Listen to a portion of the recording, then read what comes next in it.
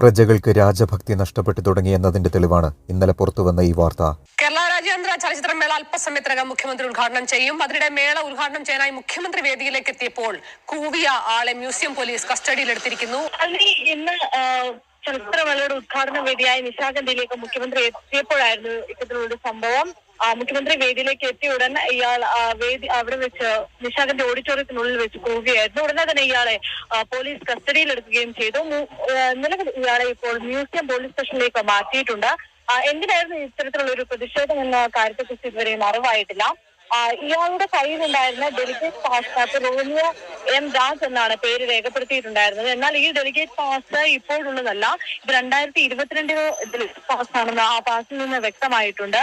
അതിനാൽ തന്നെ എങ്ങനെയാണ് ഇയാൾ ഇതിന്റെ ഉള്ളിലേക്ക് കടന്നതെന്നും അതുപോലെ തന്നെ ഈ പ്രതിഷേധത്തിന് കാരണം എന്താണെന്നുള്ളതൊന്നും ഇതുവരെയും വ്യക്തമാക്കിയിട്ടില്ല. കൂടുതലൊന്നും പറയാനില്ല. 4.5 ലക്ഷം കോടിയുടെ കടത്തിൽ മുങ്ങി സാമൂഹ്യ പെൻഷൻ പോലും കൊടുക്കാൻ പറ്റാത്ത ദാരിദ്ര്യാവസ്ഥയിലേക്ക് കൂപ്പുകുത്തിയ ഈ നാടിനെ കാര്യക്ഷമവും സുതാര്യവുമായ ഭരണത്തിലൂടെ സമ്പൽ സമൃദ്ധിയിലേക്ക് എത്തിച്ച ഇരട്ടച്ചങ്കൻ രാജാവിന് നേരെ കൂവാൻ ആ ദ്രോഹിക്ക് എങ്ങനെ സാധിച്ചു എന്ന ചോദ്യം മാത്രമാണ് ബാക്കി.